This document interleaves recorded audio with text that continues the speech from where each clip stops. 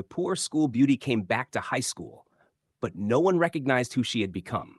Locked inside the archives. No lights, no windows, only footsteps getting closer.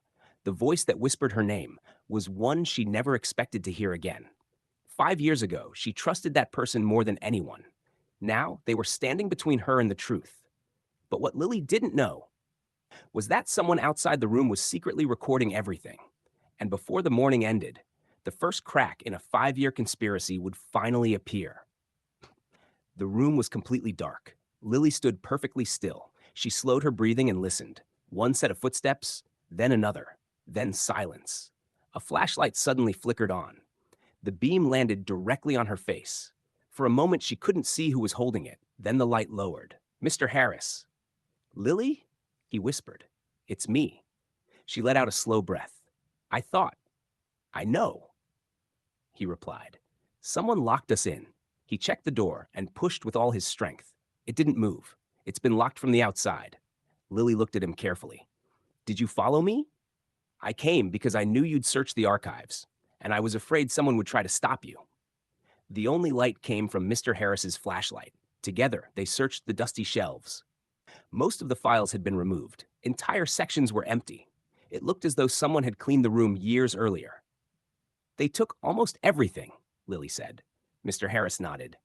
"They wanted the past erased. But people forget something. No matter how carefully you erase paper, you can't erase memory." Near the back of the room, Lily noticed an old filing cabinet hidden beneath a torn canvas. It was covered in dust. Unlike the others, it still had a rusted padlock. She touched it. "The dust hasn't been disturbed. No one has opened this in years." Mr. Harris handed her a small crowbar he had found nearby. After several hard strikes, the lock snapped open. Inside were dozens of forgotten folders. Most were damaged. Some were soaked from an old roof leak. Then Lily found one sealed in a plastic envelope. Across the front were 3 words: "Incident Report, Confidential Full." She carefully opened it. Inside, there were only 2 pages. The first page had been ripped in half. The second page remained. At the bottom, one signature was still visible: Principal David Anderson. Lily's hands tightened. He signed it. Mr. Harris looked over her shoulder. His expression changed. "No. There should have been 6 signatures. Someone removed the others." Before they could read further, a loud bang echoed from the hallway outside. Someone was trying to force the archive door open. Then another bang, and another. Mr. Harris turned off the flashlight. The room fell silent again. They listened. A voice shouted from outside. "Maintenance! We're opening the door!" The lock clicked. Bright sunlight flooded the room. A school maintenance worker stood outside, looking confused. The door was jammed. He smiled nervously. "Are you two all right?" Lily noticed something strange. The man avoided looking directly at her. His hands were shaking. As he turned to leave, a small tattoo peeked out beneath his sleeve. A black raven. Lily froze. She had seen that symbol before, 5 years ago, on the wrist of the man who drove away from the school the day she disappeared. Meanwhile, Noah was sitting in front of 6 computer monitors. His software suddenly detected unusual activity. Someone inside Westbrook High had accessed an old security server. The login lasted only 23 seconds, but it was enough. Noah traced the signal. His eyes widened. It came from the principal's office. He immediately called Lily. She answered on the second ring. "Don't go anywhere near Anderson. He just accessed deleted security files." Lily looked toward the administration building. The principal's office curtains moved slightly. Someone was watching her from inside. At the same moment, Vanessa sat alone in her car in the school parking lot. She couldn't stop thinking about Lily. Finally, she made a decision. She walked toward the administration building. She knocked once. Principal Anderson opened the door. He looked surprised. "What are you doing here?" Vanessa stepped inside and closed the door. "I can't keep lying." The principal's face hardened. "You don't know what you're saying." "I remember everything." "So do I." Her voice trembled. "I'm going to tell Lily the truth." For several seconds, the principal said nothing.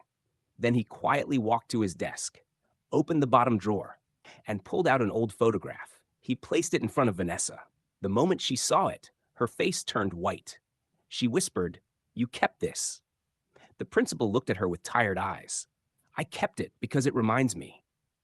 How much all of us have to lose. That afternoon, Lily returned to the old science building. She spread every document she had found across an empty desk. Most of it was incomplete, missing pages, missing names, missing signatures. Someone had spent years making sure the evidence could never tell the whole story. Then, something slipped from inside the plastic envelope, a tiny folded piece of paper, no bigger than a business card. Lily unfolded it. There was only one handwritten sentence. The truth is not in the files. It's buried beneath the auditorium stage. Lily stared at the words. The auditorium. The place where the entire school would gather tomorrow for the annual Founders' Day ceremony. The same ceremony where Vanessa was scheduled to give a speech. The same ceremony where the entire town would be watching. Lily slowly folded the note and slipped it into her pocket. For the first time since returning, she realized the truth had never been hidden in documents. It had been hidden under everyone's feet. The note was impossible to ignore. The truth is buried beneath the auditorium stage. If it was a trap, Lily could lose everything. If it was real, one hidden object could destroy 5 years of lies. That night, while the entire school slept, someone else was already digging beneath the stage. And they weren't looking for treasure. They were trying to make sure the truth never saw daylight. The school was silent. Just after midnight, Lily parked a few streets away and walked toward the back gate. The security lights flickered across the empty campus. She wore dark clothes and carried only a flashlight, a pair of gloves, and a small backpack. A message from Noah appeared on her phone. 3 security cameras are offline. Someone disabled them 20 minutes ago. Be careful, Lily frowned. She hadn't turned them off, which meant someone else was already inside. She slipped through the side entrance and quietly made her way to the auditorium. The large room was dark except for the pale moonlight shining through the high windows. Hundreds of empty seats faced the stage. Tomorrow, they would all be filled. Tonight, the silence felt heavy. Lily climbed onto the stage and looked around. Nothing seemed unusual. Then she remembered something. 5 years ago, during rehearsals for the school talent show, one of the stage boards had always creaked. She walked slowly across the wooden floor. Step, step, step. Then, creak. She stopped. Kneeling down, she brushed away years of dust. A tiny metal ring was hidden between 2 floorboards. She pulled. The wooden panel lifted just enough to reveal a narrow space beneath the stage. Using her flashlight, Lily climbed down carefully. The air was damp and smelled of old wood. The space beneath the stage was barely high enough to crawl through. Spider webs clung to the beams. Old props and broken chairs were scattered everywhere. Then the beam of her flashlight landed on something unusual. A small rusted metal box, half buried beneath loose dirt. Her heart raced. She dropped to her knees and began digging with her hands. The deeper she dug, the clearer the box became. It was locked, but it was real. The note had been telling the truth. Just as she reached for it, a loud noise echoed above her. Footsteps. Someone had entered the auditorium. Lily immediately switched off her flashlight. She held her breath. The footsteps crossed the stage, then stopped. Directly above her, a voice whispered, "I know it's here." Another voice answered, "Find it before she does." Lily recognized one of them instantly, Principal Anderson. The 2 men began pulling up stage panels. Dust rained down from above. One more board, and they would see her. Lily slowly reached into her backpack and pulled out her phone. She sent one message to Noah, "Call the police, now." Seconds later, her phone vibrated. "Already on their way. Stall them." Above the stage, Principal Anderson grew impatient. "It has to be under here." The second man spoke nervously. "What if she already found it? Then we take it from her. And if she refuses?" The principal looked at him coldly. "She won't have a choice." Lily carefully lifted the metal box. It was heavier than she expected. As she turned to crawl away, her elbow struck an old wooden beam. Crack! The sound echoed beneath the stage. Silence. Then, Principal Anderson shouted, "Someone's under there!" The stage panels were ripped away one after another. Flashlights pierced the darkness. Lily grabbed the box and crawled as fast as she could through the narrow space. Wood splintered behind her. Hands reached through the opening. One nearly grabbed her ankle. She pushed forward with everything she had. Ahead, she spotted a small maintenance hatch leading backstage. She kicked it open and rolled onto the floor just as someone reached through the tunnel behind her. She slammed the hatch shut and shoved a heavy equipment case against it. From beneath the floor came angry pounding. Outside the auditorium, police sirens echoed in the distance. Principal Anderson heard them. His face changed instantly. "We're leaving, but the box! Forget the box!" The two men disappeared through a side exit moments before police officers entered the building. Minutes later, Lily sat backstage, still holding the rusted box. A police officer asked gently, "Are you all right?" She nodded. "I will be." Noah rushed in moments later and hugged his sister tightly. "You got it." She looked down at the box. "Let's hope it was worth it." Noah produced a small lock-picking kit from his backpack. After a tense minute, the lock clicked open. Inside wasn't money, it wasn't jewelry, it wasn't a diary. There was only one thick envelope. Across the front, written in faded blue ink, were 6 words. "Open. Only if anything happens to me." Lily slowly opened the envelope. The first page made her stop breathing. At the top, in her father's handwriting, were the words, "They know who stole the school's land, and they're willing to kill to keep it secret." Lily's eyes filled with tears. Her father hadn't died in a random accident. He had been trying to expose something, and whatever he had discovered had destroyed her family. The letter was written by Lily's father, a man everyone believed had died in a simple car accident. But his first sentence changed everything. "If you are reading this, they finally failed to stop the truth. He knew someone would come after his family. He knew Lily would one day return. And hidden inside that envelope was the name of the person who had planned everything." But before Lily could finish reading, someone tried to steal the letter. The police had finished searching the auditorium. They found nothing except broken floorboards. Principal Anderson and the other man had disappeared before they arrived. Lily, Noah, and Mr. Harris sat together in an empty classroom. The old envelope lay on the desk between them. For a long moment, no one spoke. Finally, Lily unfolded the next page. Her father's handwriting was unmistakable. Neat, careful, steady. She began to read aloud. "Lily, if you are reading this, then I am no longer here. I tried to protect you and Noah. I thought staying quiet would keep our family safe. I was wrong. The people who control this town are not just rich. They control the school, the land, the police, and anyone who depends on them. 5 years before my death, I discovered that the land beneath Westbrook High never legally belonged to the school. The documents were forged. Millions of dollars changed hands. Several powerful families became wealthy because of that fraud. When I threatened to report what I found, they warned me to forget it." Lily lowered the page. Her hands trembled. Mr. Harris whispered, "I had no idea."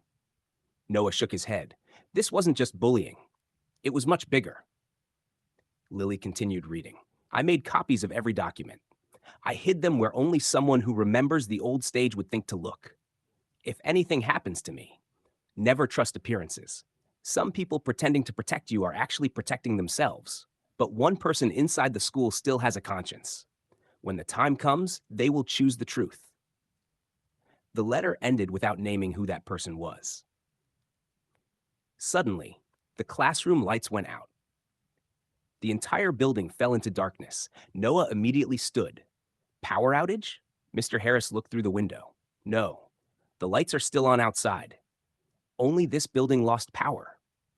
A loud crash echoed down the hallway, then footsteps, running, fast. Someone was inside.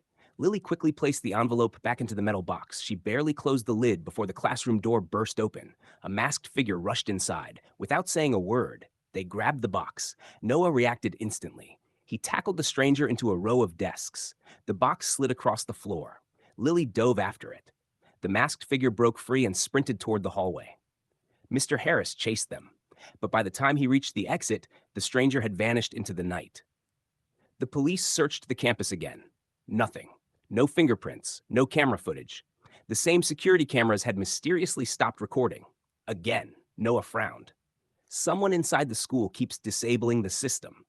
Lily looked toward the administration building. They're always one step ahead. The next morning, Founders Day had arrived. The entire town gathered inside the decorated auditorium. Parents filled the seats. Students laughed and took pictures. Teachers smiled as if nothing had happened. On stage, a banner read, "Celebrating 75 years of Westbrook High." Vanessa stood backstage holding her speech. She looked exhausted. She hadn't slept. She spotted Lily walking into the auditorium. For a moment, neither woman spoke. Then Vanessa quietly said, "I need to tell you something." Lily studied her face. "What is it?" Vanessa's voice shook. "The day you disappeared, I lied. I told everyone I never saw what happened. But I did." Tears rolled down her cheeks. "I saw everything." Before Lily could respond, a loud voice echoed through the auditorium. "Ladies and gentlemen, please welcome our principal, David Anderson." The audience applauded. The principal stepped to the podium. He smiled as though nothing had ever happened. But when his eyes met Lily's, the smile disappeared for just a second. Only a second, long enough for Lily to know. He realized the truth was finally catching up to him. Then, just as he began his speech, every screen in the auditorium suddenly flickered, the microphone cut out, the lights dimmed, and an old security video, recorded 5 years earlier, appeared on the giant screen behind him. The audience fell silent. Principal Anderson slowly turned around. His face went completely white because the video showed the hallway outside room 214. And this time, it didn't cut off.